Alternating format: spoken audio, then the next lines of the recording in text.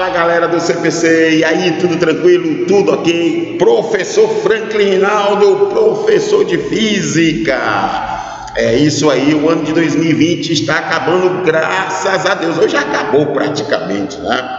É um ano que vai ser lembrado pelo resto de nossas vidas, mas também será o ano lembrado pela sua grande conquista, pela sua grande vitória, beleza? É isso aí, galera. Nós estamos aqui para falar do CPC em 90 minutos, tá certo? No meu caso, serão 30 minutos de força elétrica, ou melhor, de eletrostática, de eletrodinâmica e de eletromagnetismo, tá certo? Então, fica aí ligadinho, entra no módulo aula e assiste esta aula que nós preparamos com todo carinho para vocês. Porque aqui no CPC é assim, você se garante, porque nós trazemos para você as melhores aulas, as melhores técnicas, as melhores táticas para que você possa aprender de maneira mais eficiente. Tá legal? Vamos lá, CPC em 90 minutos, galera. Vem comigo, vamos lá.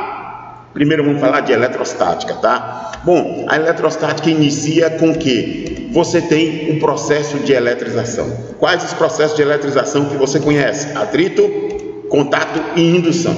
Por atrito, os corpos ficam eletrizados com sinais opostos. Contato, sinais iguais. E indução, sinais opostos. Beleza? Muito bem. Bom, depois que esse corpo fica eletrizado, ele adquire carga elétrica. Carga elétrica. Como é que eu determino a quantidade de carga que ele adquiriu ao ficar eletrizado? Q é igual a N vezes E. Bom, o E, 1,6 vezes 10 a menos 19. O N, o número de elétrons.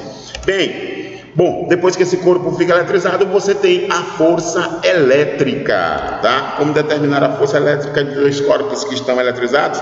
Constante, produto entre as cargas, pela distância ao quadrado. Essa força pode ser de atração ou pode ser de repulsão, e ela é inversamente proporcional ao quadrado da distância. Isso significa que quanto maior a distância, menor é a força, só que no quadrado. Se você duplica a força, se você duplica a distância, você reduz a força 4 vezes.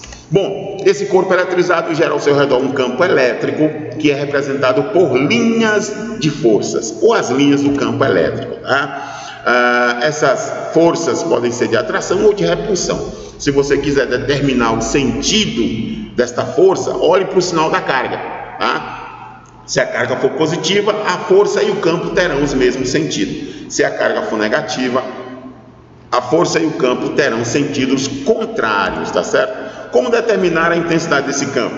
Constante, a carga geradora do campo elétrico e a distância ao quadrado. Se for em função da força, a força é Q vezes E. A carga de prova que foi inserida nesse campo vezes o campo elétrico, tá? E aqui você tem um gráfico que representa o campo em função da distância. Beleza, continuando ainda com a eletrostática, nós temos o potencial elétrico. O que é o potencial elétrico? É a capacidade de fornecer energia a um corpo eletrizado. Depende da carga geradora, tá certo? E a sua determinação se dá pela constante, a carga que gera o campo elétrico e a distância até o ponto aonde você quer determinar esse potencial.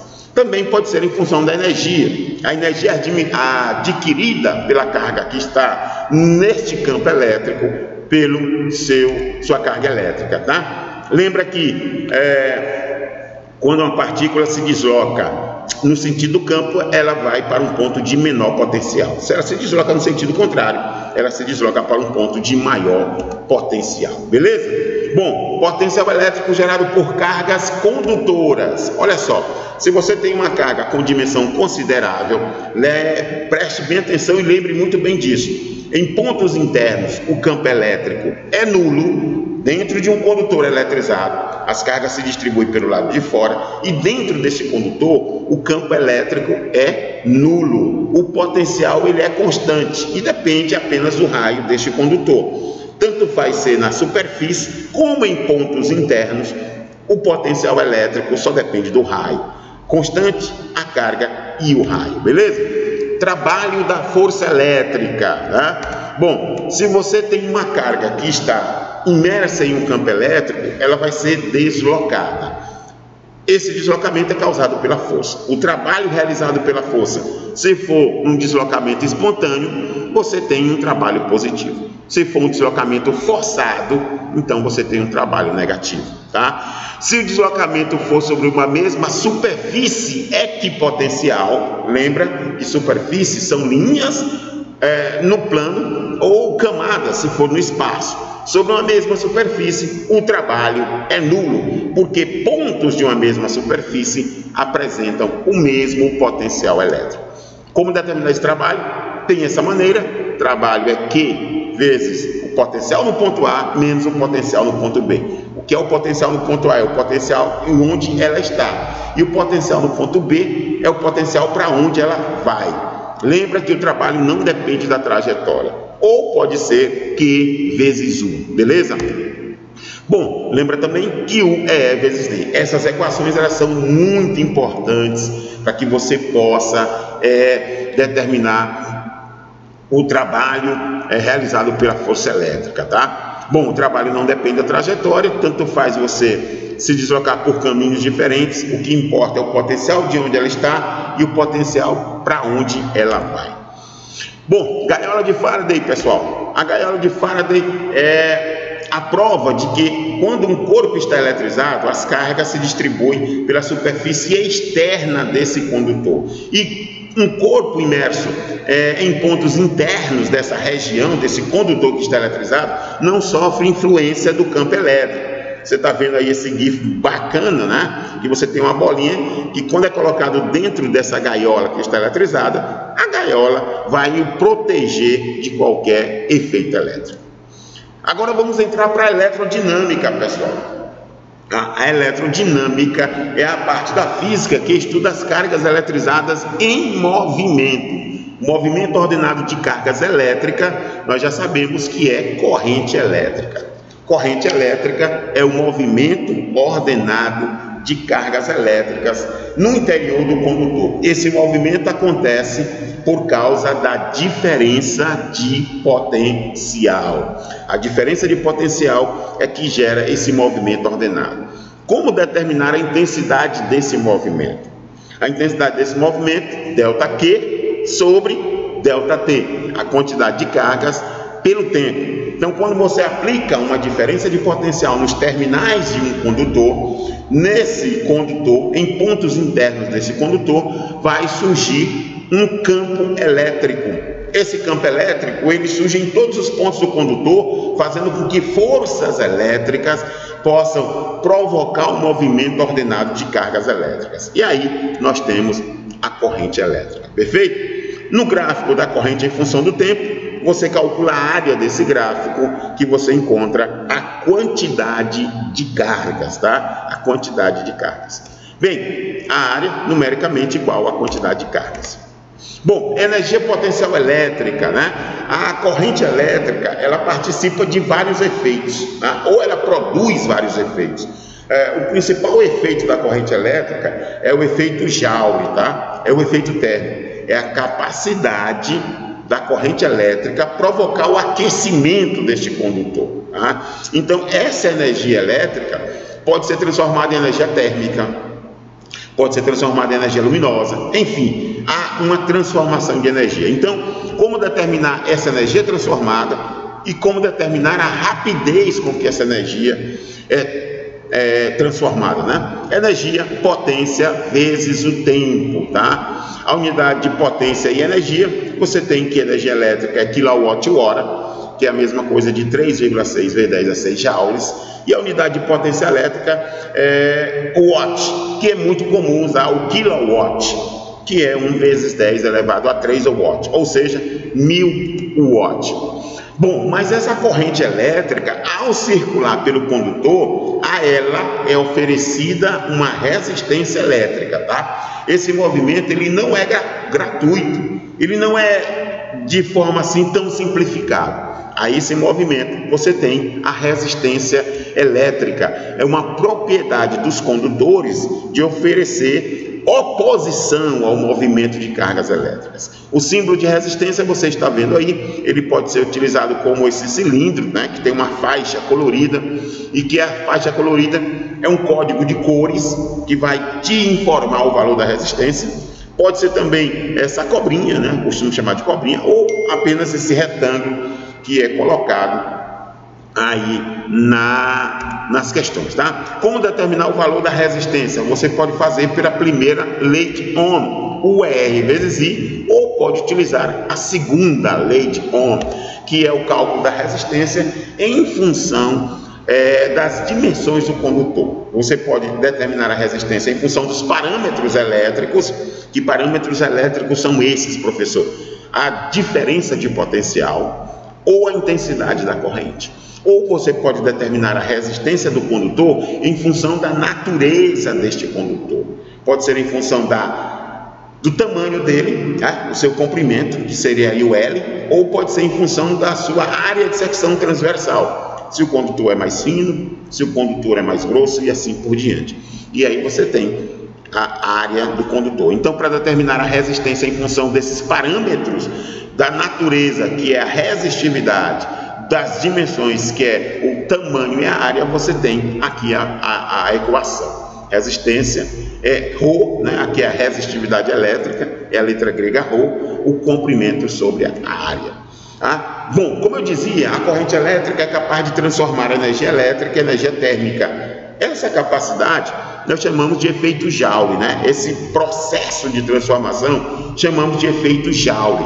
A rapidez com que a energia elétrica é transformada em térmica, a resistência elétrica também participa disto.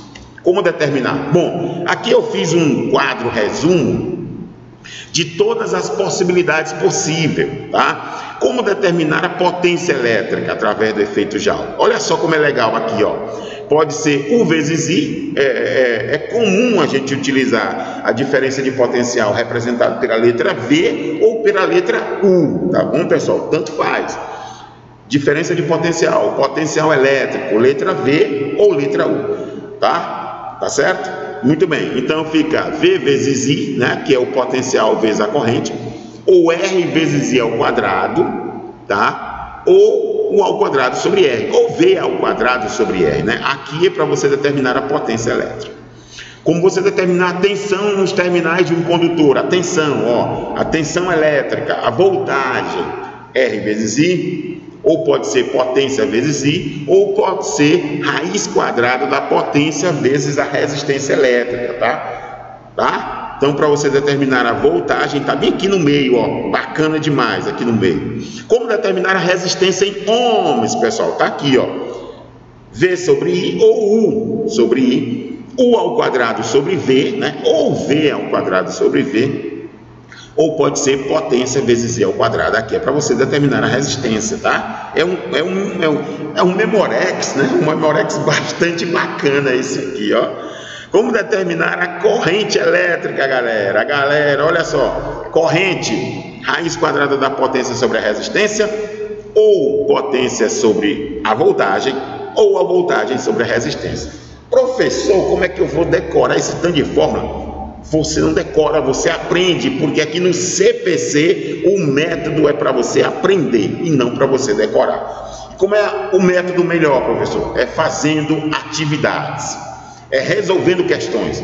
Na hora que você estiver resolvendo questões, você pode colocar esse quadro resumo do lado, e ir respondendo as questões. Com o passar do tempo, você esquece o quadro resumo e as equações já estão na tua mente. É isso aí, meu amigo. Aqui é o CPC. Continuando sobre a eletrodinâmica. Agora nós vamos falar, sabe de quê? De associação de resistências, tá? É um conteúdo muito cobrado em vestibular, tá? Associação de resistência. Você pode ter associação de resistência em série. E lembra, quando os resistores estão associados em série, galera, a corrente que circula em um é a mesma que vai circular em todos os resistores. Olha lá, ó. Você tem aqui, ó, 3 resistências associadas em série. Você está vendo aqui a animaçãozinha, ó, bacana. As resistências podem ser representadas por lâmpadas, é muito comum fazer isso, tá? E a corrente que circula em uma lâmpada é a mesma que circula na outra, que vai circular na terceira. A corrente é a mesma. Isso significa que se uma lâmpada der problema, as outras deixam de funcionar. Cuidado! Se uma lâmpada der problema, as outras deixam de funcionar. Elas não queimam, elas não vão dar problema, apenas deixam de funcionar. Você troca aquela lâmpada que deu problema e aí o circuito volta a funcionar. Lâmpadas em série, qual é aquela que brilha mais? Vão te perguntar isso. Qual é a lâmpada que brilha mais quando elas estão em série? É aquela que apresenta a maior resistência elétrica. É aquela que apresenta a maior resistência elétrica. Como determinar a resistência equivalente, pessoal? Você faz a soma das resistências. Perfeito? Pega o resistor 1, soma com 2, soma com 3, assim por diante. Tá? Então vamos lá, associação de resistências em série, o que é que eles têm em comum? A mesma corrente elétrica. A corrente elétrica que circula em um é a mesma que circula nos outros, tá? É a mesma que circula nos outros. Como é que eu descubro a resistência equivalente? Você soma a resistência de cada um desses elementos. Tá aqui as características, todos são percorridos pela mesma corrente, e a DDP da associação é a DDP, é a soma da DDP de cada resistência. Ih, professor, entendi não. Você falou rápido demais. Vamos de novo. Característica da associação em série. A corrente elétrica que circula em um é a mesma que circula nos outros. E a DDP da associação é a soma da DDP de cada resistor. Tá? Olha aqui, ó. A DDP1 é a soma da DDP1 mais a DDP2 mais a DDP3. Beleza? Vamos para a associação em paralelo, galera. Paralelo. Você tem aqui, ó, lâmpadas associadas em paralelo. Olha lá. A corrente ela vai sofrer uma divisão. Por quê, professor? Porque entre as resistências existe um ponto chamado de nó, uma bifurcação. Então é uma maneira de você identificar se as resistências estão em paralelo. É se entre elas existe um ponto de divisão da corrente. Se existir um ponto de divisão da corrente, então esses dois resistores estão em paralelo. Perfeito? Então está aqui a figura que simplifica, ó. A corrente vai se dividir, tá certo? A corrente vai se dividir aqui no nó e vai seguir por 3 caminhos diferentes. Lembra que trecho de maior resistência será percorrido pela menor corrente, tá? Para descobrir a resistência equivalente, você faz a soma dos inversos. A soma dos inversos. Se forem apenas 2, você faz o produto pela soma. Apenas 2 resistores, o produto pela soma. Tá bom? Características. Todos estão submetidos à mesma DDP. Todos estão sobre a mesma DDP. E a corrente elétrica da associação é a soma da corrente em cada resistor. Ou seja, o I total aqui, ó, é a soma do I1 e 2 mais o I3. Continuando de eletrodinâmica, vamos falar de geradores elétricos, o dispositivo que tem a finalidade de transformar outras formas de energia em energia elétrica, tá? O símbolo do gerador está aí, tá? Também podemos simplificar, um gerador ideal é aquele que não tem resistência interna, e aqui tem um gerador real. A DDP nos terminais de um gerador, U é igual a E menos R vezes I, tá? Curva característica desse gerador é decrescente, porque o coeficiente angular da reta aqui é negativo. A área, você encontra a potência total, né? Potência total. E aqui você tem, aliás, desculpa, potência útil, tá? A corrente em curto-circuito é a corrente que pode passar pelo gerador e danificá-lo. Você encontra isso dividindo a força eletromotriz e a resistência interna, tá? Se você tiver um circuito com geradores e resistores, para determinar a corrente desse circuito, a lei de Ohm-Poilet, onde você tem aqui a força eletromotriz, a resistência equivalente desse circuito e a resistência interna do gerador, tá? Receptores elétricos fazem um processo inverso, convertem a energia elétrica em outras formas de energia, né? Os motores elétricos são os melhores representantes. Como determinar a DDP nos terminais de um receptor para que ele funcione? Ó, U é igual a força contra a eletromotriz mais a resistência interna vezes a corrente elétrica. A curva característica é uma reta crescente, porque o coeficiente é positivo. tá? Você tem aí os geradores e os receptores. Se você quiser saber a potência do gerador, você tem o seguinte: potência gerada, E vezes I, aquilo que ele gera; potência dissipada, aquilo que ele perde, R vezes E ao quadrado; e aquilo que ele joga no circuito, potência útil, U vezes I. O receptor recebe essa potência, tá? U vezes I, rejeita ou dissipa parte dela, porque ele não vai conseguir aproveitar, vai perder na forma de calor, e o que sobra é a potência útil, L' vezes I. Então você tem aí um esquema com gerador e receptor, beleza? Vamos lá. Rendimento de um gerador, U sobre E, e o rendimento do receptor é L' sobre U, é o contrário, tá? É o contrário, fica ligado nisso. Elerodinâmica ainda, gente, lei de Kirchhoff, né? Quando você tem um circuito que não pode ser redutível, tá? Você pode aplicar as leis de Kirchhoff para resolver o problema. Você tem a lei dos nós, que diz que a soma das correntes que chegam é igual à soma das correntes que saem. E a lei das malhas, você vai somar a DDP, tá? Nesse conjunto de dispositivo, essa soma dá zero. Segunda lei também pode ser chamada de conservação aliás, a primeira lei de conservação da carga elétrica, tá? Capacitores elétricos, pessoal, tem a finalidade de transformar, tem a capacidade de armazenar cargas elétricas, né? Como é que eu determino essa capacidade?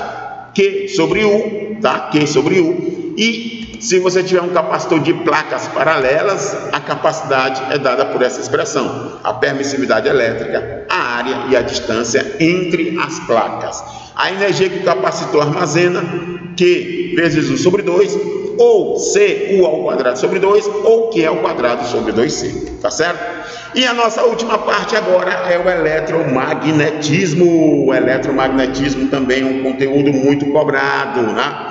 A corrente elétrica também é capaz de gerar um campo magnético ao redor do condutor. Mas primeiro nós vamos falar de ímãs, né? Que gera um campo magnético. O ímã é uma rocha, uma pedra que gera um campo magnético ao seu redor, tá? A Terra gera também esse campo magnético, porque no centro da Terra você tem um núcleo no estado líquido de níquel e ferro, tá? Pessoal, é impossível separar os polos de um ímã, tá? E se você tiver um condutor percorrido por uma corrente, ao redor do condutor vai aparecer um campo magnético. Elétrico não, campo magnético. Como determinar esse campo magnético ao redor do condutor? A permeabilidade magnética, a corrente 2πd, a distância até o condutor. A permeabilidade magnética 4π vezes 10 a menos 7 Tesla metro por ampere, perfeito? Bom, campo magnético gerado por um condutor circular, gente, circular. Olha só, se você tem um condutor circular, o campo magnético é Mi2R. Cuidado com o condutor reto. No reto é Mi 2πd. Aqui é 2πr, tá? No condutor reto você pode substituir o D pelo raio, não tem problema nenhum não. E se você tiver um solenoide, que é um condutor com várias voltas, né, parecendo a mola do seu caderno, você tem aí a maneira de determinar o campo magnético. Mi sobre L. L é o comprimento do condutor e N é o número de voltas que esse solenoide possui. Perfeito? Força magnética, gente. Quando um condutor está imerso em um campo magnético, sobre esse condutor vai aparecer forças magnéticas que vão alterar a trajetória desse condutor. Olha só as animações aí bacanas, ó. Uma partícula eletrizada imersa dentro de um campo magnético, tá? Aparece sobre ela uma força magnética que vai modificar a trajetória desse condutor, tá? Como que determina a força magnética sobre essa partícula? Aí você usa a mão esquerda para determinar o sentido da força. Você terá essa expressão: força magnética é Q é V, B seno de θ. O que é a carga da partícula, V é a velocidade e B é o campo, tá? Movimento da partícula dentro desse campo magnético. Qual é o movimento que ela vai adquirir? Bom, se ela for lançada perpendicularmente, ela vai adquirir um movimento circular. porém, se ela for lançada na mesma direção do campo, ela vai adquirir um movimento retilíneo. Se o movimento for circular, como é o raio dessa trajetória? MV/BQ, tá certo? O tempo para se completar uma volta, pessoal, 2πm/BQ, o tempo é o período, tá? E aí lembra, se a partícula for neutra, a força magnética é nula. Se a partícula estiver em repouso, a força magnética também é nula. Se a partícula for lançada na mesma direção do campo ou no sentido oposto, no mesmo sentido ou sentido oposto, também não tem força magnética, tá? Se for condutores, um condutor dentro de um campo magnético, gente, condutor dentro de um campo magnético, B é a intensidade desse campo, o I é a intensidade da corrente e L é o tamanho desse condutor, tá? Força magnética sobre condutores é bio, B e L. B é o campo e a corrente, L é o comprimento. E a força magnética entre dois condutores, se você tem dois condutores percorridos por corrente elétrica, então entre eles vai aparecer uma força magnética, tá? Como é que eu determino essa força? A permeabilidade magnética, a corrente no primeiro condutor, vezes a corrente no segundo condutor, tá certo? Sobre 2πd, aqui pessoal, só uma correção, aqui é 2πd, a distância entre eles vezes L, tá? Aqui é 2πd, tá? A distância entre eles e L é o comprimento, tá? Um errozinho aqui, mas eu estou falando isso aqui ao vivo, aqui é 2πd, tá bom? Muito bem. Bom, indução eletromagnética, pessoal. Indução é a capacidade do campo magnético gerar uma corrente elétrica. Capacidade do campo magnético gerar uma corrente elétrica. Para isso, eu tenho que ter um fluxo magnético. O fluxo é o número de linhas que atravessam uma determinada região. Tá? Então, quando esse fluxo é maior, tá? Vai aparecer no condutor uma força eletromotriz maior ou menor. Tem que ter a variação desse campo, tá? Tem que ter a variação. Como determinar esse fluxo? É a intensidade do campo, a área do condutor e o ângulo entre a superfície da área e o campo magnético, tá? Aí é o fluxo magnético. Bom, então, quando esse fluxo de campo magnético surge no condutor, vai aparecer uma força eletromotriz induzida. Você está vendo aí uma animaçãozinha onde você tem um condutor que se move dentro de um campo magnético, tá? E aí, sobre esse condutor vai aparecer uma força eletromotriz, tá certo? Como determinar essa força eletromotriz? VBL. V é a velocidade do condutor que está se movendo, B é a intensidade do campo e L é o seu comprimento, tá? L é o seu comprimento. VBL, tá? V é a velocidade, B é o campo e L é o tamanho do condutor. Lei de Faraday-Newman, ele disse o seguinte, que quando há um fluxo magnético em um condutor, vai aparecer uma corrente elétrica induzida. Você está vendo um gifzinho aí bacana, né? Quando o ímã se move, tá? Aparece no condutor uma corrente elétrica que vai fazer com que essa lâmpada possa acender, tá certo? Então, essa corrente elétrica, você já sabe que ela surge por causa da força eletromotriz. Força eletromotriz induzida. Nesse caso, a força eletromotriz é a variação do fluxo magnético, isso aqui, ó, pelo intervalo de tempo, tá? Pelo intervalo de tempo. E, em função dessa lei, nós temos os transformadores, aqueles que podem converter o potencial elétrico, tá? Potencial elétrico, podem transformar. Então, nos transformadores, você deve lembrar o quê? O que é que eu devo saber de transformadores, professor? A potência do enrolamento primário é igual à potência do enrolamento secundário. Como potência é U vezes I, você tem U do primário vezes I, que é a corrente no primário, igual a DDP no secundário vezes a corrente no secundário. Você tem um transformadorzinho, onde você tem aqui uma corrente elétrica que vai aparecer, ele vai gerar um campo magnético, esse campo magnético vai lá no outro enrolamento e gera uma segunda corrente, tá certo?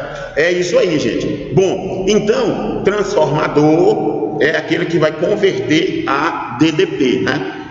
Lembra-se que para um transformador funcionar é necessário que você tenha corrente alternada para gerar um campo magnético variável, tá certo?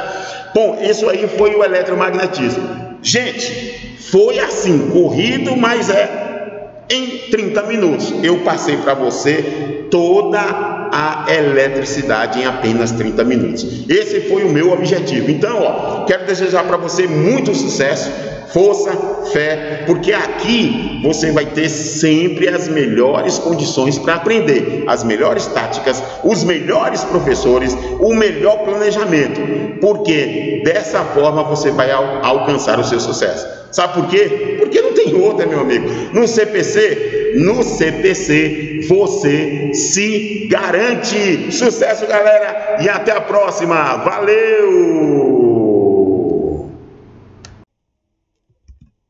Opa, tudo bem, galera? Professor Danilo Galdino, professor de Física aqui com vocês. Queridos, 1 ano e 90 minutos, hein? Temos uma missão agora de resumir o de mais importante para vocês nesse tempo de 90 minutos. Eu vou fazer isso em 30, professor Edmundo em 30 e Frank também em 30 minutos. Então, meninos e meninas, simbora, vamos para cima. Queridos, toda vez que falar de calorimetria, eu quero que vocês entendam a diferença entre calor sensível e calor latente. Eu quero que você guarde que toda vez que falar que vai produzir uma variação de temperatura no corpo, por exemplo, você tem que lembrar que é calor sensível. E a quantidade de calor é dada pelo produto da massa, vezes calor específico, vezes variação de temperatura.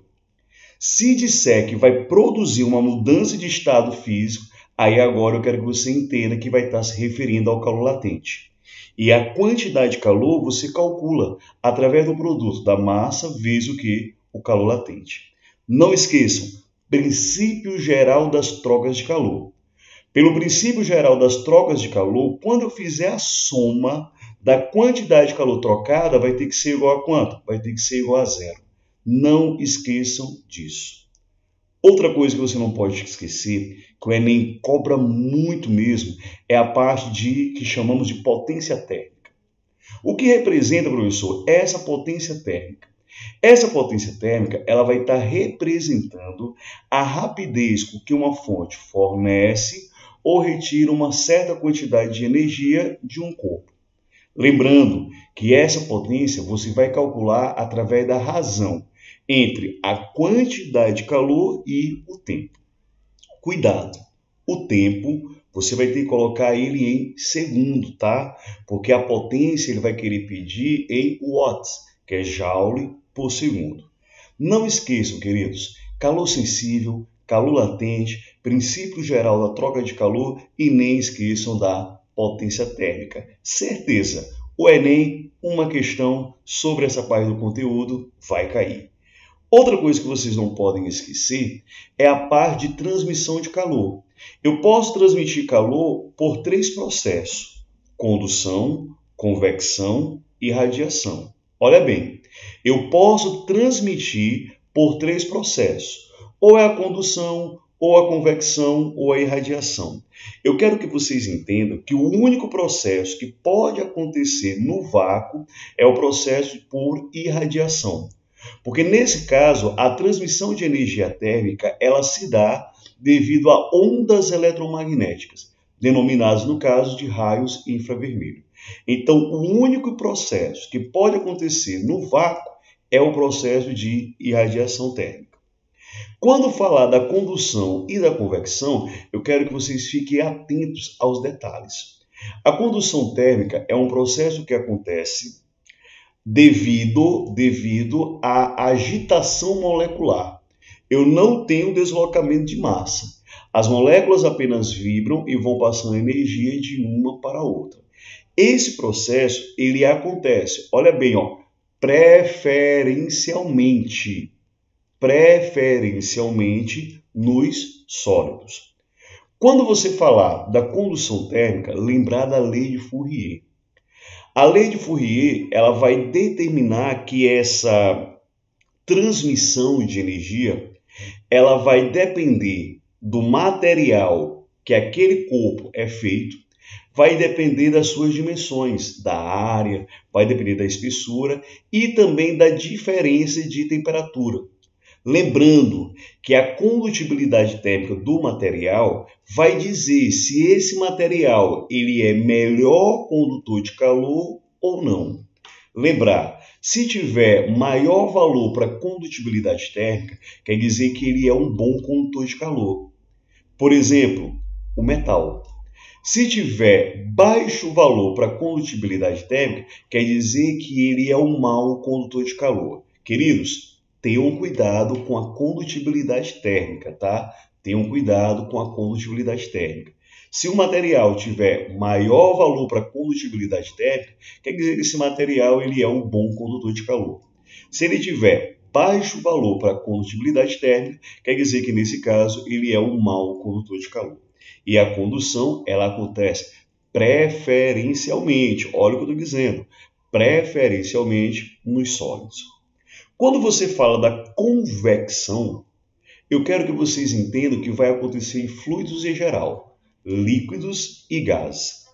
Nesse caso, a transmissão de energia ocorre devido à movimentação do próprio material aquecido, cuja densidade ela varia com o quê? Com a temperatura. O que isso quer dizer, professor? Quando falar da convecção, eu quero que vocês entendam que nesse caso você vai ter o deslocamento de massa fluida. Lembrando que o movimento vertical de massas fluidas de densidades diferentes é provocado pela existência de um campo gravitacional. No caso da Terra, campo gravitacional da Terra. Em um local sem o campo gravitacional, não ocorre, no caso, esse processo de convecção. Então, queridos, não esqueçam, transmissão de calor, falar condução, convecção e radiação. Lembrando, o único processo que acontece sem a necessidade de um meio material é o processo de radiação térmica. É o único que pode acontecer aonde? No vácuo. Além disso, nós temos também uma outra parte muito importante, que é a primeira lei da termodinâmica e também a segunda lei da termodinâmica.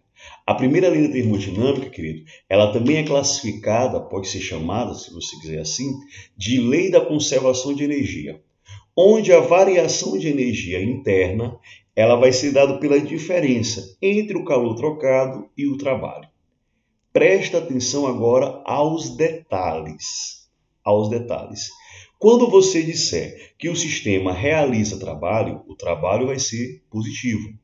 Quando disser que o sistema sofre trabalho, ou seja, o trabalho é realizado sobre o sistema, o trabalho vai ser negativo. E quando você tiver uma transformação no qual o volume ele é constante, ou seja, uma transformação isovolumétrica, nesse caso, o trabalho vai ser igual a quanto? O trabalho vai ser igual a zero. Não esqueçam disso. Lembrando que a quantidade de calor ela pode ser positiva ou negativa. Vai depender se o sistema está recebendo calor ou se ele estiver liberando calor. Quando o sistema está recebendo calor, não esquecer que a quantidade de calor vai ser positiva. Quando o sistema estiver perdendo calor ou liberando calor, a quantidade de calor trocado vai ser o quê? Negativa. E quando disser que acontece uma transformação de forma muito rápida, é porque não está dando tempo de trocar calor. Nesse caso, você classifica ela como sendo uma transformação do tipo adiabática. E nesse caso, a quantidade de calor vai ser igual a quanto? Vai ser igual a zero. Guarda o detalhe que eu vou dizer para você. Quando ele disser da transformação adiabática, acontece de forma muito rápida. Não tem como trocar calor. Entenda, se você tiver uma expansão adiabática, o volume vai aumentar, a temperatura vai diminuir e a pressão também vai diminuir. Quando você tiver uma compressão adiabática, o volume diminui, a temperatura aumenta e a pressão também aumenta. O outro processo é o processo da variação de energia interna. A variação de energia interna, ela vai depender se vai ter ou não variação de temperatura. Se a temperatura estiver aumentando, certo? Se a temperatura do sistema aumentar, a variação de energia interna, ela aumenta. Se a temperatura estiver diminuindo, a variação de energia interna faz o quê? Diminui. E quando disser que você vai ter uma transformação isotérmica quer dizer que a temperatura não muda. Nesse caso, a variação de energia interna é igual a zero. Não esqueçam, se falar da transformação cíclica, o nosso ciclo, o ponto inicial e o ponto final, eles coincidem. Então, em uma transformação cíclica, eu quero que vocês entendam que, nesse caso, a variação de energia interna do ciclo, ela vai ser igual a quanto? Ela vai ser igual a zero. Segunda lei da termodinâmica. Quando se fala da segunda lei da termodinâmica, você lembra logo da máquina térmica. O que você tem que entender? Primeiro, o ciclo termodinâmico que nós vamos analisar, ele é reversível. Isso quer dizer que a variação de entropia vai ser igual a zero.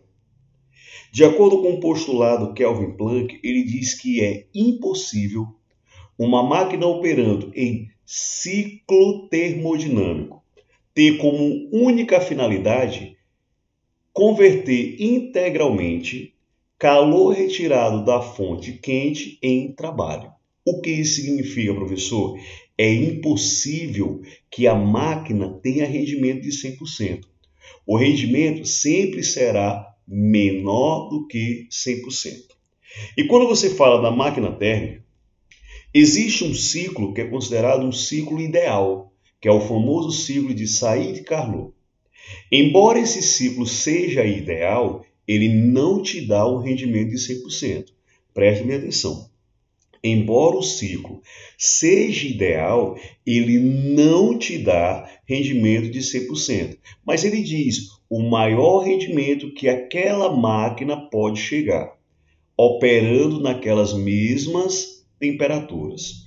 O ciclo de Carnot ele é composto de 4 transformações. 2 do tipo adiabática e 2 do tipo isotérmica. Quando você tem o ciclo de Carnot, esse rendimento que você vai calcular, você determina ele através da seguinte expressão matemática. Rendimento é igual a 1 menos a razão entre a temperatura da fonte fria sobre a temperatura da fonte quente. Eu coloquei aí 2 e 1, T2 e T1, mas isso aí é só nomenclatura.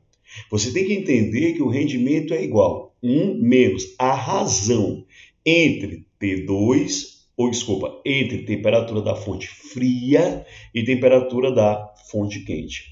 Então, o postulado de Carnot, ele nos diz que nenhuma máquina operando entre 2 temperaturas fixadas pode ter rendimento maior que a ideal de Carnot, operando, olha bem, entre essas mesmas temperaturas. Eu vou pegar uma máquina térmica, eu vou dizer que ela vai operar na temperatura A e temperatura B. Ela vai ter um rendimento. O rendimento máximo que ela pode chegar, para que você possa calcular, você vai pegar o ciclo de Carnot para aquelas mesmas temperaturas. O rendimento máximo que essa máquina pode ter tem que ser igual ao valor do rendimento pelo ciclo de Carnot para as mesmas temperaturas. Aí, querido, fica aqui para você mais um detalhe. Esse detalhezinho aqui, ó, eu quero que você guarde ele, tá bom? Guarda esse detalhezinho aqui, ó, porque ele é fundamental. Ao operar entre 2 temperaturas, a máquina ideal de Carnot tem o mesmo rendimento. Olha o detalhe, qualquer que seja o fluido operante. O que isso significa?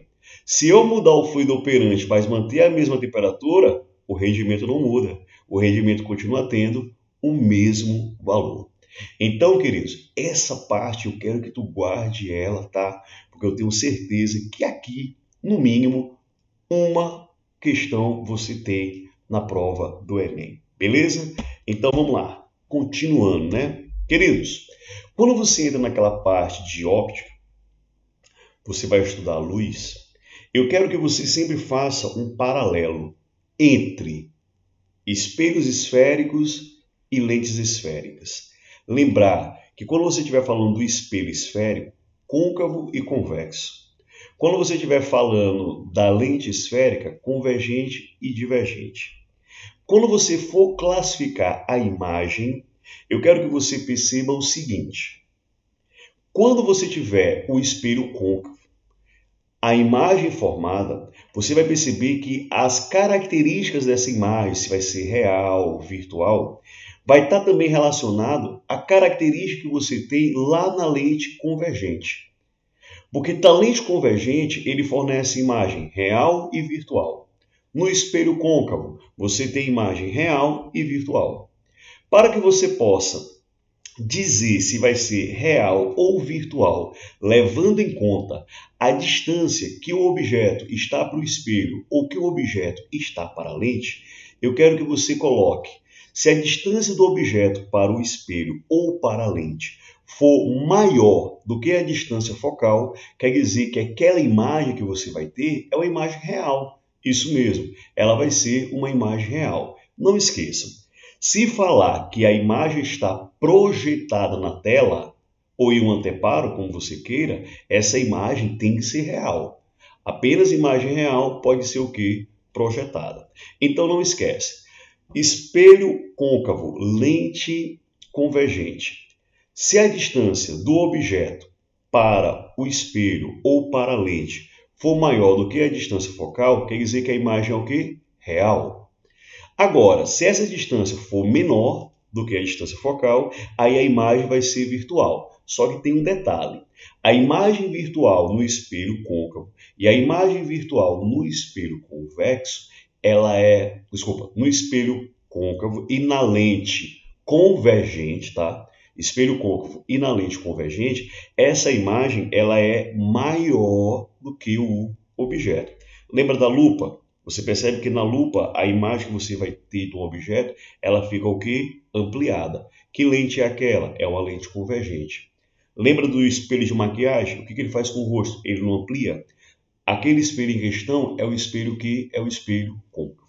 Agora, independente de qual seja a distância, olha bem, independente de qual seja a distância do objeto para o espelho convexo ou do objeto para a lente divergente, a imagem que você vai ter é uma imagem o quê? Virtual. Isso mesmo. Professor, mas essa imagem virtual, ela é maior ou é menor do que o objeto? Essa imagem virtual, ela vai ser menor que o objeto. Então vamos lá. Tanto no espelho côncavo como na lente convergente, você tem a imagem virtual, só que ela é virtual e ela é maior. Tanto no espelho convexo como na lente divergente, você tem a imagem virtual, só que essa imagem virtual ela é o quê? Ela é menor. Queridos, dois defeitos da visão mais conhecidos são miopia e hipermetropia. Lembrar, quem tem problema de miopia tem problema para enxergar de longe. E a lente corretora para miopia é uma lente do tipo divergente. Quem tem problema de hipermetropia tem problema para enxergar de perto. E a lente corretora para hipermetropia, não esqueçam que é a lente do tipo convergente. Beleza? Tanto faz ser espelhos esférico ou a parte de lentes, a equação de Gauss você utiliza 1 sobre F igual a 1 sobre P mais 1 sobre P'. E também você utiliza as equações do aumento linear transversal. Aí eu coloquei para vocês mais um detalhe. O aumento linear ele pode ser positivo ou negativo. Se ele for positivo, é porque a imagem vai ser direita. Se ele for negativo, é porque a imagem vai ser o quê? Invertida. Se falar da imagem direita, queridos, lembrar que essa imagem vai ser do tipo quê? Direita vai ser o quê? Virtual. Quando falar de invertida, essa imagem vai ser o quê? Ela vai ser real. Beleza? Não esqueçam desse detalhe. Refração. Esse conteúdo ele é muito cobrado nas provas. Quando fala da refração, eu quero que você entenda que a refração ela está ocasionada ao fato de a luz mudar de meio de propagação. Passou do meio para o outro, o fenômeno é fenômeno da refração. O detalhe que você tem que ter. Passando de um meio para o outro, a frequência não muda. Muda a velocidade, muda o comprimento de onda, mas a frequência permanece o quê? Constante. Queridos, existe um fenômeno chamado de reflexão total. Quando se fala da fibra óptica, por exemplo, refere-se a esse fenômeno. Esse fenômeno, para acontecer, eu quero que vocês entendam que eu tenho que relacionar duas condições. Primeira condição, a luz deve se propagar no sentido do meio mais refringente para o menos refringente. Se for ao contrário, não tem reflexão total. Vai ter o quê? Refração. Então, tenha cuidado com isso. A refração, ela acontece acompanhada de uma reflexão parcial. A reflexão total, ela pode acontecer. Quando você tiver a reflexão total, não tem refração. E para que isso aconteça, a luz tem que ser proveniente do meio de maior índice de refração para o de menor índice de refração. E o detalhe, o ângulo incidente, ele tem que ser maior do que o meu ângulo limite. O ângulo incidente tem que ser maior do que o ângulo limite. Professor, e para encontrar esse ângulo limite, como é que eu faço? Você vai recorrer à equação do seno do ângulo limite.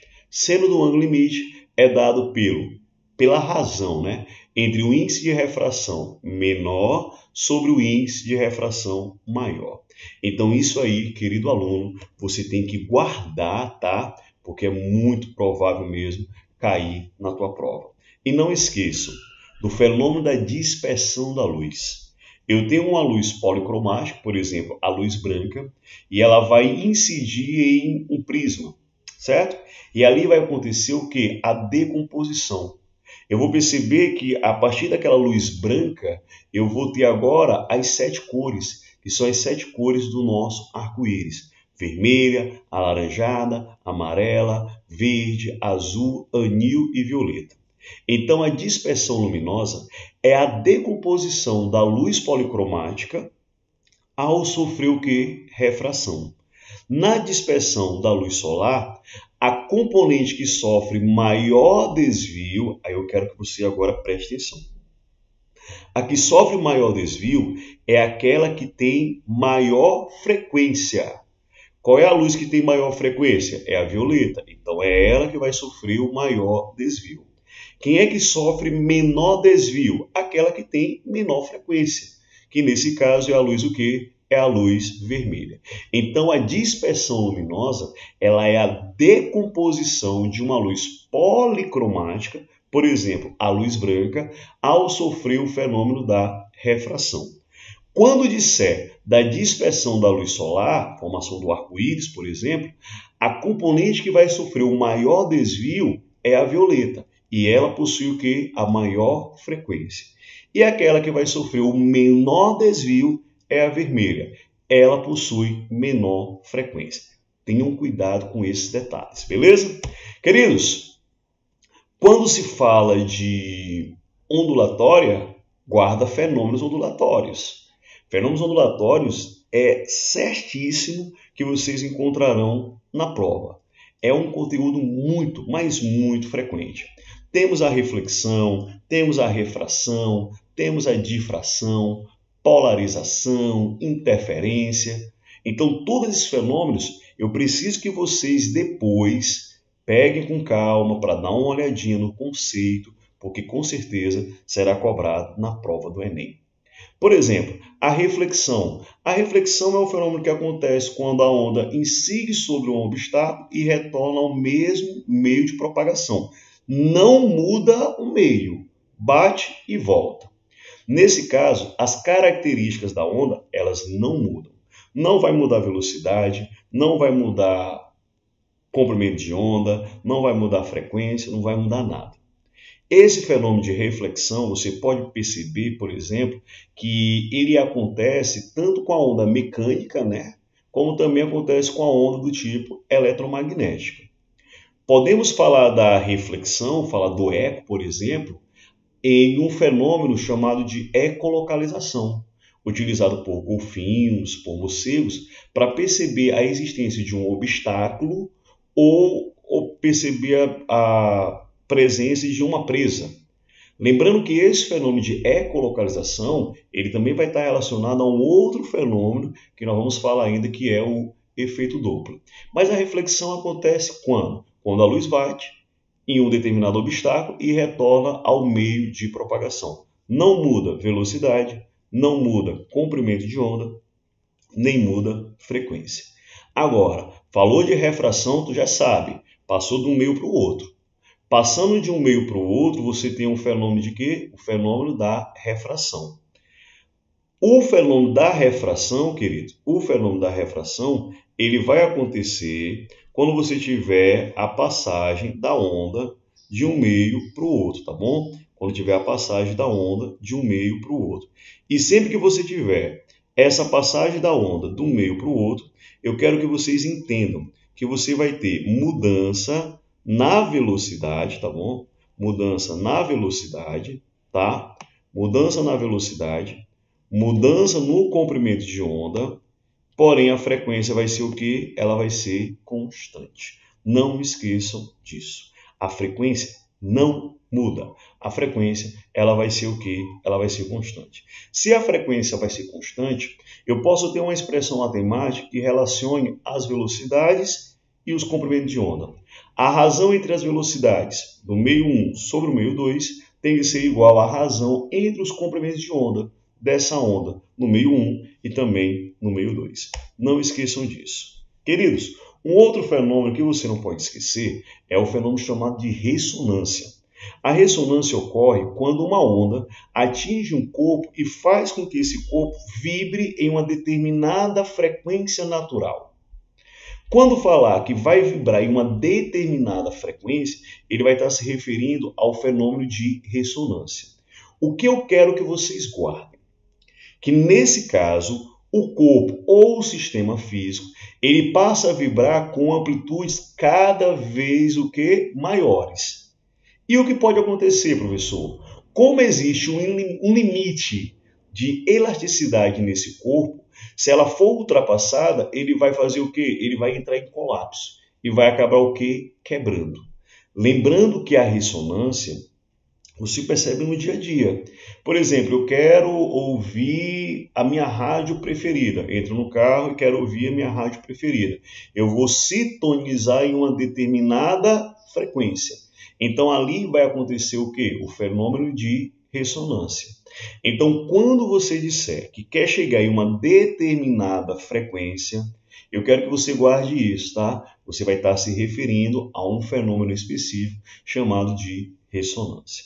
O outro fenômeno é chamado de polarização.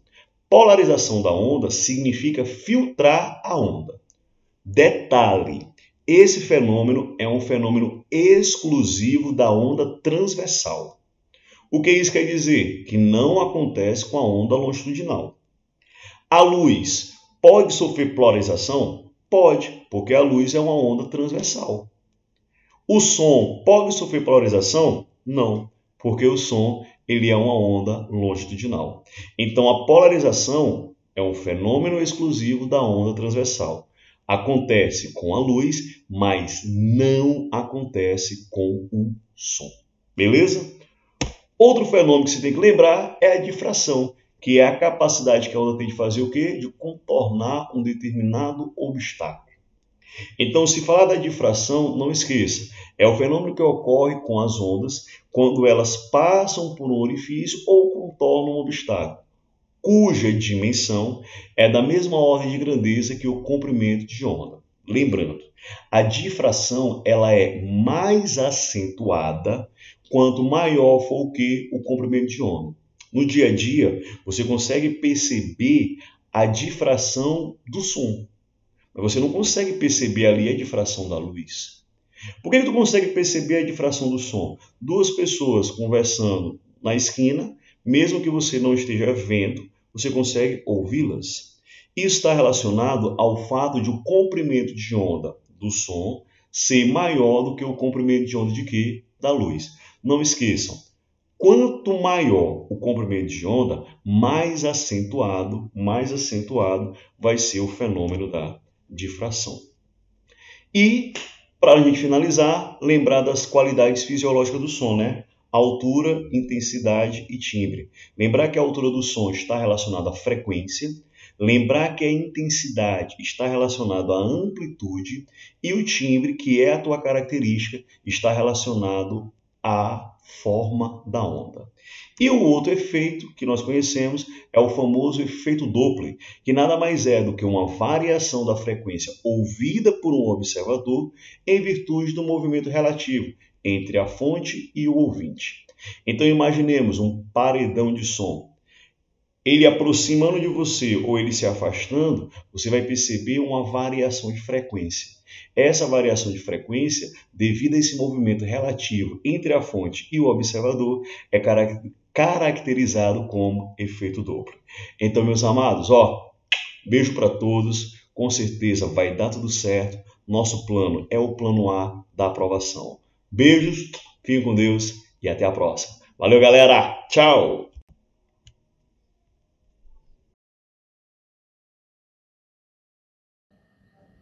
E aí, galera, beleza?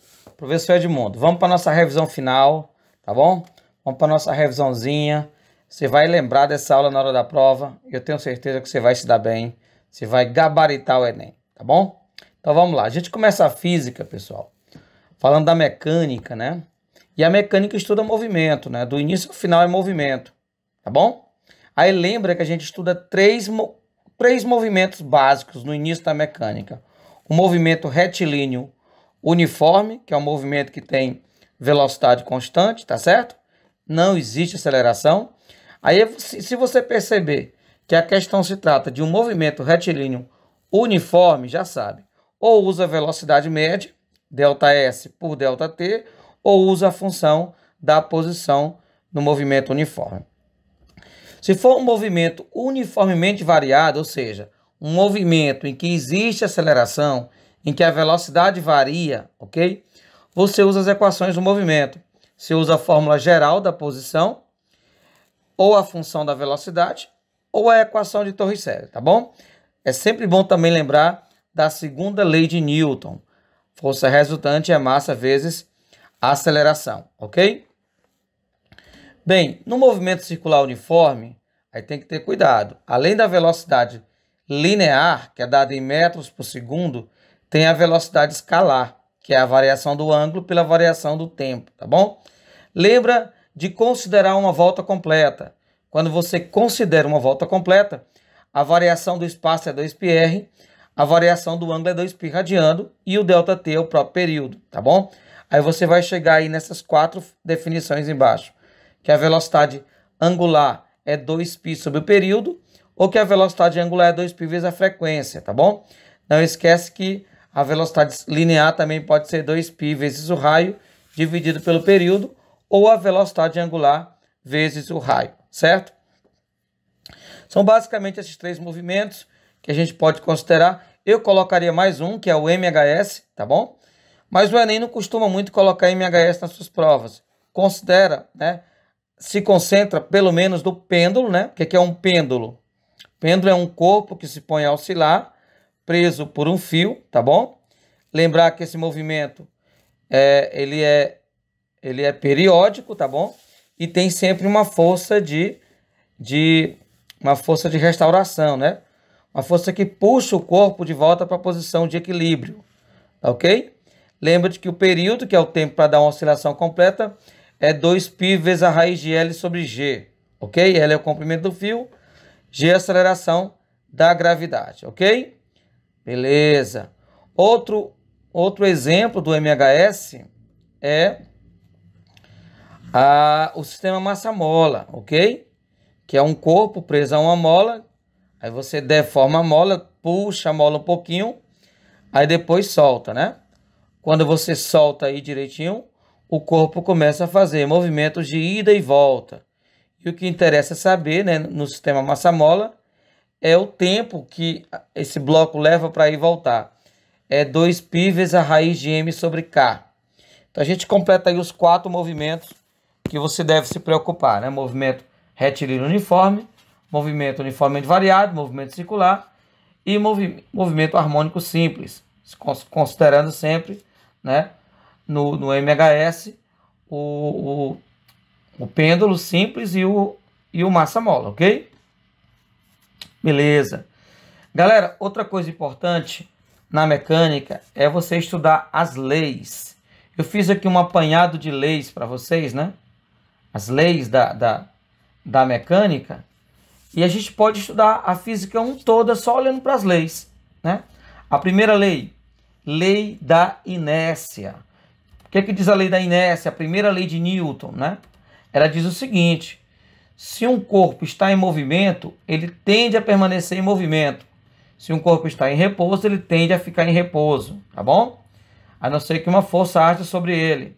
Em outras palavras, se um corpo está em repouso ou em movimento retilíneo uniforme, a resultante das forças sobre ele é nula, tá bom? Então não esquece, a lei da inércia, você vai usá-la quando o corpo estiver parado ou quando ele estiver em movimento retilíneo uniforme. Todo o corpo tende a permanecer como está, tá bom?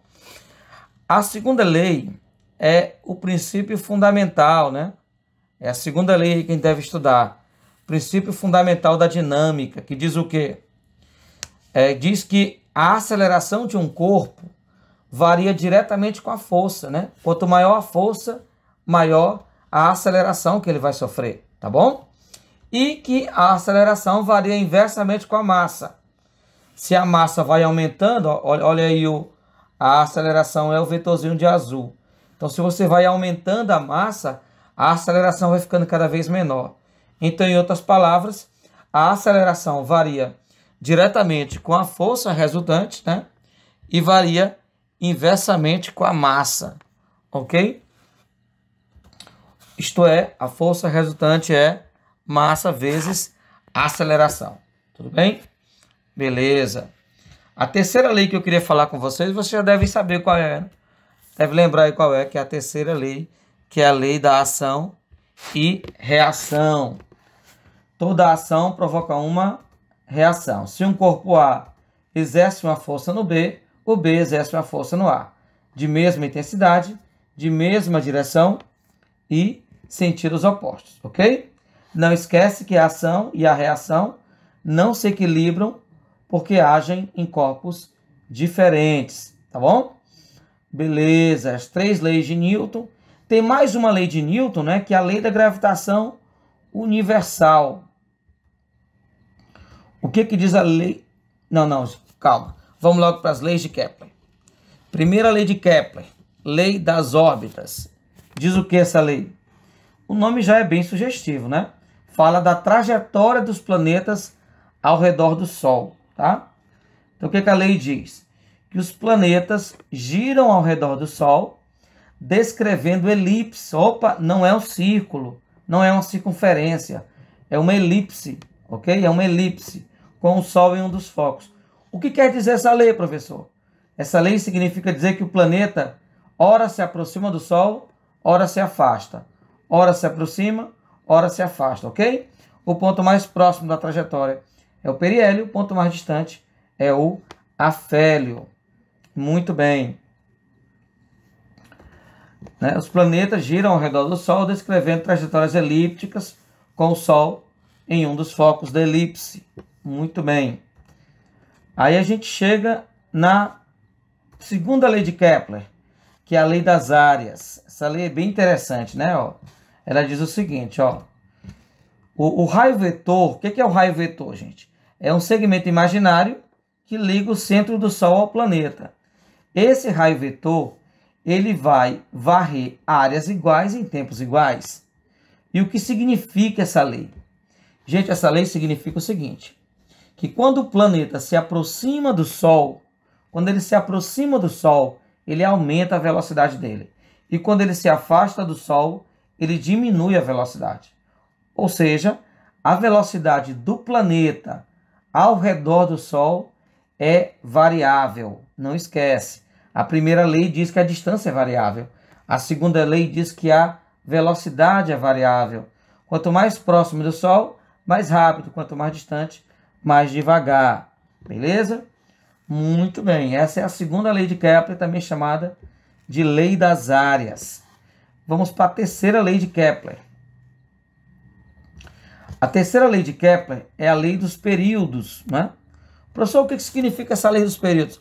A lei dos períodos diz o seguinte: o tempo que o planeta leva para dar uma volta ao redor do Sol, que a gente chama de período, né? O tempo que o planeta leva para dar uma volta depende só da distância que esse planeta está do Sol.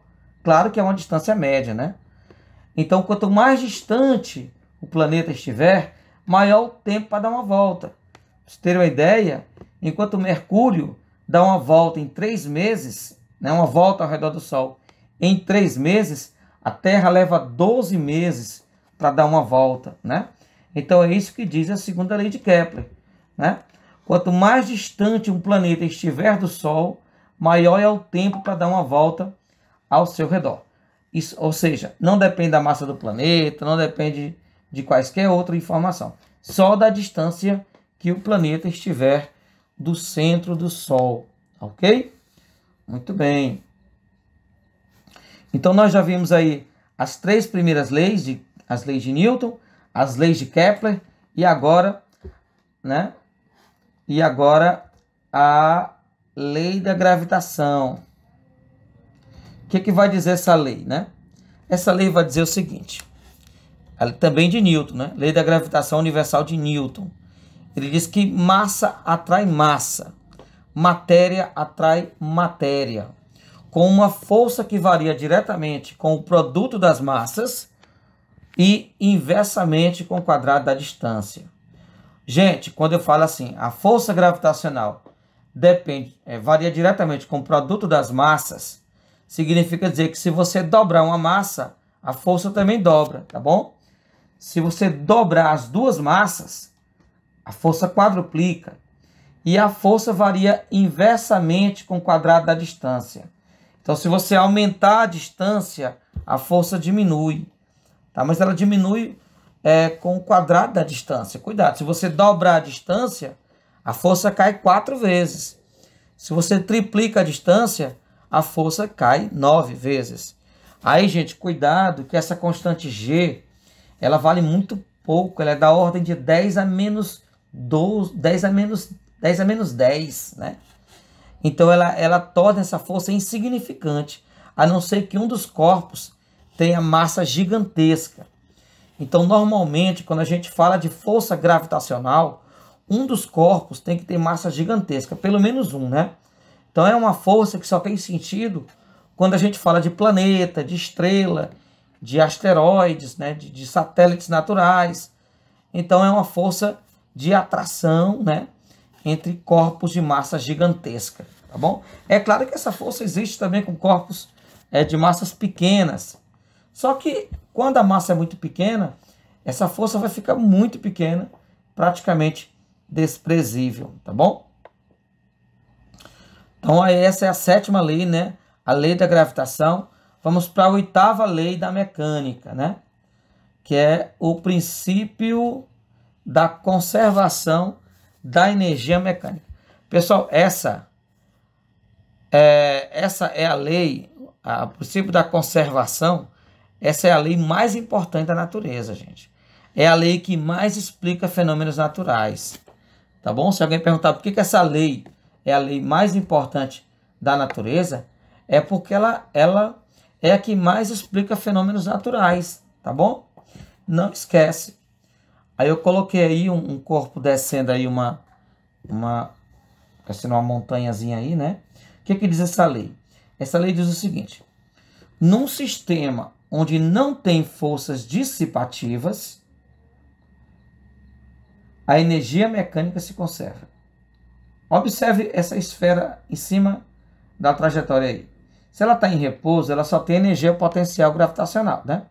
Quando ela desce, a altura diminui, consequentemente a energia potencial gravitacional diminui, mas aumenta a cinética. O que diminui na potencial, aumenta na cinética. Quando o bloco chega lá embaixo, a esfera chega lá embaixo, a altura é 0, então toda a energia potencial se transforma em cinética. Aí quando a esfera toca na mola, ele começa a empurrar a mola, começa a deformar a mola. Ao deformar a mola, a velocidade diminui, né? Então a energia cinética diminui. Mas o que diminui na cinética, aumenta na energia potencial elástica. Então é isso. Num sistema onde eu desprezo os atritos, a energia mecânica se conserva. Lembrando que a energia mecânica é a soma das energias cinéticas e potenciais.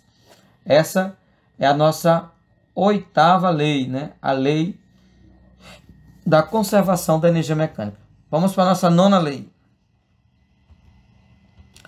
É o princípio da conservação da quantidade de movimento. Essa lei é uma beleza. Essa lei ela responde muitas questões. Tá? Ela diz o seguinte: se não há forças externas ao sistema, se ninguém empurrar o sistema do lado de fora, a quantidade de movimento do sistema se conserva. Aí eu coloquei como exemplo o exemplo mais manjado aí dessa lei, né? Que é alguém atirando com a arma, né? O disparo acontece por motivos internos. Então, na hora que a pessoa atira, né? A mesma quantidade de movimento que a bala ganha para frente, a arma ganha para trás. Então, você pode calcular a velocidade de recuo da arma, né? Colocando a quantidade de movimento da bala é igual à quantidade de movimento da arma junto com o atirador, certo? Essa lei responde muitas questões. Então, se não há forças externas ao sistema, a quantidade de movimento é sempre a mesma. Tá aí as duas leis. Gente, aqui é bom lembrar das colisões. Colisão elástica, colisão parcialmente elástica e colisão inelástica. Lembre, em toda colisão há conservação da quantidade de movimento. Só há conservação da energia lá na colisão elástica, tá? Na colisão parcialmente elástica e na inelástica não tem conservação da energia, tá bom? Mas a quantidade de movimento se conserva, seja qual for a colisão que você esteja falando, tá ok? Muito bem. Vamos agora para a hidrostática, né? A hidrostática tem 3 leis principais, né? Primeiro é o teorema de Stevens. Professor, do que trata o teorema de Stevens? Gente, o teorema de Stevens vai te ajudar a calcular a pressão no interior de um líquido, tá bom? A pressão no interior de um líquido. Então, se você tem um líquido em repouso e você quer calcular a pressão dentro do líquido, num ponto dentro do líquido, essa pressão vai ser a pressão da coluna de líquido mais a pressão atmosférica, tá bom? Se você pegar a diferença de pressão entre 2 pontos, essa diferença de pressão vai ser igual à pressão da coluna de líquido de um ponto até outro, que é a densidade vezes a gravidade vezes a diferença de profundidade. Esse teorema ele vai dar base para os outros teoremas que vem na frente, tá bom? Teorema de Stevens. Uma aplicação desse teorema, antes de passar para o próximo teorema, são os vasos comunicantes. Vasos comunicantes. Que é uma aplicação do teorema de Stevens, né? Então, se você tem vasos que se comunicam por um canal, tá bom? Não esquece, pontos no mesmo líquido e no mesmo nível sofrem a mesma pressão. Sofrem a mesma pressão. A pressão é a mesma, tá bom? Muito bem. Esse foi o teorema de Stevens, o teorema que te dá condições de você calcular a pressão no interior de um líquido. Bem, o segundo teorema da hidrostática é um teorema bem legal, ele explica muita coisa, principalmente o elevador hidráulico, né? Que é o teorema de Pascal. Ele vai explicar o funcionamento do elevador hidráulico. O que diz esse teorema? Esse teorema diz o seguinte: o acréscimo de pressão, não esquece, o acréscimo de pressão num ponto do interior de um líquido é transmitido integralmente a todos os pontos do líquido, tá? A todos os pontos do líquido. Então, se você fizer pressão num ponto do líquido, essa pressão ela se espalha igualmente, ela se transmite integralmente para todos os pontos do líquido, tá bom? Aí não esquece do teorema do elevador hidráulico, né? Se você olha aí para a figura, como esses dois êmbolos estão no mesmo nível, os dois êmbolos estão no mesmo nível, a pressão neles vai ser a mesma. Consequentemente, a força varia diretamente com a área do êmbolo. Então, se a área do êmbolo aumenta, a força aumenta na mesma proporção, tá bom? É o mesmo princípio da prensa hidráulica, ok? Aí você vai ter muitas aplicações, freios de automóveis, elevadores nas oficinas mecânicas. Toma só cuidado com essa áreazinha aí, viu, pessoal? Essas áreas, nem sempre ele dá a área, ele dá o raio, tá bom? E a área varia com o quadrado do raio. Então, se o raio dobra, a área quadruplica. Se a área quadruplica, a força também quadruplica. Fica aí atento com relação a isso. Tá bom? Bem, e o último teorema da hidrostática, o mais charmoso, né? É o teorema de Arquimedes, o princípio de Arquimedes, que diz o seguinte: toda vez que você mergulhar um corpo no líquido, além do peso, aparece uma força para cima, chamada de empuxo, tá certo? Essa força aparece, pessoal, porque há uma diferença de pressão embaixo e em cima. A pressão embaixo é maior do que em cima. Então aparece uma força para cima chamada de empuxo, ok? Essa força é a densidade do líquido vezes o volume de líquido deslocado vezes a gravidade. Esse volume de líquido deslocado, pessoal, é o volume de corpo que está dentro da água. Se o corpo estiver totalmente imerso, o volume de líquido deslocado é igual ao volume do corpo, certo? Muito bem, muito bem. Então, como é que é o teorema? Quando um corpo está imerso num fluido, este sofre uma força vertical para cima igual ao peso do volume de líquido deslocado. Muito bem. Então, essas são as leis que eu queria deixar aqui para vocês. Tá? A gente viu aí a mecânica na forma de leis. São as 3 leis de Newton, né? As 3 leis de Kepler, a lei da gravitação universal, que também é uma lei de Newton, tá bom? As 2 leis da conservação, a lei da conservação da energia mecânica, a lei da conservação da quantidade de movimento. E as 3 leis da hidrostática, teorema de Stephen, teorema de Pascal e teorema de Arquimedes. Beleza. Outra coisa que eu fiz para vocês foi dar uma olhada nas forças especiais, né? Pelo menos aí 5 forças na mecânica, tá bom, gente? A primeira é a força peso. Não esquece que a força peso é vertical para baixo. O valor dela é a massa vezes a gravidade. É a força que a Terra exerce nos corpos, puxando-os para o seu centro, tá bom? É a mesma força gravitacional, tá bom? É mg. Sempre dirigida para o centro da Terra. Cuidado com a força elástica, depende da deformação da mola. É Kx, tá bom? Kx. K é a constante elástica da mola, X é a deformação da mola. Não esquece que para ter força elástica tem que ter mola deformada empurrando o corpo, tá bom? Aí a famosa força de atrito, que o Enem adora, né? A força de atrito, gente, é uma força que se opõe ao deslize. Cuidado, ela não se opõe ao movimento. Ela se opõe ao deslize, tá bom?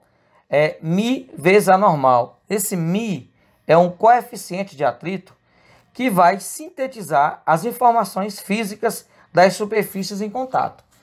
Essa força ela vai aparecer toda vez que um corpo tender a deslizar em cima de outro. Que um corpo tende a deslizar em cima de uma superfície, ok? De uma superfície de apoio. Cuidado que ela pode ser estática ou cinética. O coeficiente estático varia de 0 a um valor máximo. Esse valor máximo é a normal vezes o coeficiente. E o coeficiente cinético é constante, tá bom? Muito bem, então força de atrito. A quarta força é o impulso que nós vimos agora no teorema de Arquimedes. O impulso, que é uma força que um fluido, né, um líquido ou um gás, faz no corpo, empurrando-o para cima. Vai ser igual a densidade vezes o volume vezes a gravidade. Não esquece que essa densidade é do líquido e o volume é o volume de líquido deslocado. O impulso só depende do líquido, não depende do corpo, certo? Muito bem. A última é a força resultante centrípeta. Essa aqui o Enem também adora, cai demais, é muito cobrado, você tem que ter cuidado. É uma força perpendicular à velocidade, é uma força resultante, não é uma força em si mesma, e sim um resultado das forças que estão na direção perpendicular a V. O valor dela é massa vezes a aceleração centrípeta, tá? A aceleração centrípeta é V ao quadrado dividido pelo raio. E essa força vai aparecer quando o corpo estiver fazendo uma curva. Muito bem. Então são essas 5 forças que eu queria destacar para vocês aí, né? A força peso, a força elástica, o atrito, o empuxo e a força centrípeta, tá bom? Aí tem mais aquelas 4 forças lá da física 3, que é a força elétrica, as 3 magnéticas, tá bom? Cuidado, tem também a força gravitacional, que é a mesma força peso. Então dá uma olhadinha aí para não se perder na prova, para fazer uma boa prova de Enem. Bem, eu não podia deixar de falar de energia, né? Energia, as energias que a gente estuda na mecânica. Aí começa com energia cinética, mv ao quadrado dividido por 2. Gente, só vai ter energia cinética quando o corpo estiver em movimento, tá bom? Quando você quiser saber se tem energia cinética ou não, olha para a velocidade. Tá bom? Quem manda aí é a velocidade. Tá ok? Energia potencial gravitacional, MGH. Ela é uma energia que depende da altura que o corpo está em relação ao referencial. E a elástica, Kx ao quadrado sobre 2. Depende da deformação da mola, tá? A soma das 3 a gente chama de energia mecânica. E não esqueça lá da lei da conservação da energia mecânica, né? Num sistema isolado de forças dissipativas, a energia mecânica se conserva, tá bom? Trabalho é energia gasta para realizar movimento, né? Força vezes deslocamento vezes o cosseno do ângulo. Aí tem os trabalhos especiais. O trabalho do peso é mais ou menos mgh, né? Mais na descida, menos na subida. O trabalho da força elástica, Kx ao quadrado sobre 2, tá bom? E o trabalho da força resultante. Essa o Enem também tem uma predileção incrível. O trabalho da força resultante é a variação de energia cinética. Variação de energia cinética. A definição de potência. Potência é o trabalho dividido pelo tempo. Tá ok? A potência é como se fosse a velocidade que um corpo gasta energia, né? Que a máquina gasta energia. O rendimento é a potência útil pela potência total. Ok, gente? Beleza, essa é a parte energética. Não esquece que essa potência, pessoal, pode ser calor pelo tempo, pode ser energia elétrica pelo tempo. Potência aí é a grandeza mais usada aí, a que liga as 3 físicas e que o Enem certamente vai contemplar na prova. Eu também coloquei, pessoal, alguns conteúdos periféricos aí, né? Impulso, lembra que o impulso é a força vezes o tempo. Esse tempo é o tempo que você passou empurrando o corpo, tá bom? A quantidade de movimento, que é o produto mv, é a massa vezes a velocidade, viu? O teorema do impulso, o impulso é a variação da quantidade de movimento, ok? As condições de equilíbrio, né? As condições de equilíbrio de um corpo. Ó, gente, o que está em equilíbrio, né? O que está em equilíbrio? Estar em equilíbrio é estar parado ou estar andando em linha reta com velocidade constante. Aí, para que um corpo esteja parado ou movendo-se em linha reta com velocidade constante, é necessário o quê? Primeiro, que todas as forças se equilibrem, que a força resultante seja zero, e segundo, que o momento resultante seja nulo. São 2 condições, pessoal. Primeiro, que a força resultante seja nula, segundo, que o momento resultante seja nulo. Professor, o que é momento? Momento, ou torque, é a tendência de girar ao redor de um ponto de apoio. É o produto força vezes distância. Essa distância, pessoal, é a distância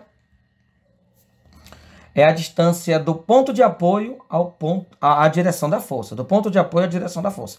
Aí, gente, dá uma olhada nas alavancas, tá bom? Alavanca interfixa, interpotente, interresistente, tá bom? Que tem aí um grande número de aplicações do cotidiano, como os alicates, as tesouras, né? A vassoura, o carro de mão, a pinça, o abridor de latas, o abridor de garrafa. É bom dar uma olhadinha aí nas figuras e ver como é que cada um dessas coisas funcionam. Ok, gente? Bem, então essa foi a nossa revisãozinha, né? No nosso Memorex aí de Física 1. Espero que vocês tenham gostado, tá certo? Dê uma olhada. Se puder, copie isso aí com a mão no papel. Quanto mais você copiar isso aí, mais você assimila. Fica aí atento às revisões que a gente vai fazer, tá bom? Principalmente lá na véspera da prova. Um abraço a todos. Obrigado aí pela atenção de vocês. Continuem firmes, continuem empolgados, que esse é o ano de vocês, tá bom? Valeu, gente. Até a próxima.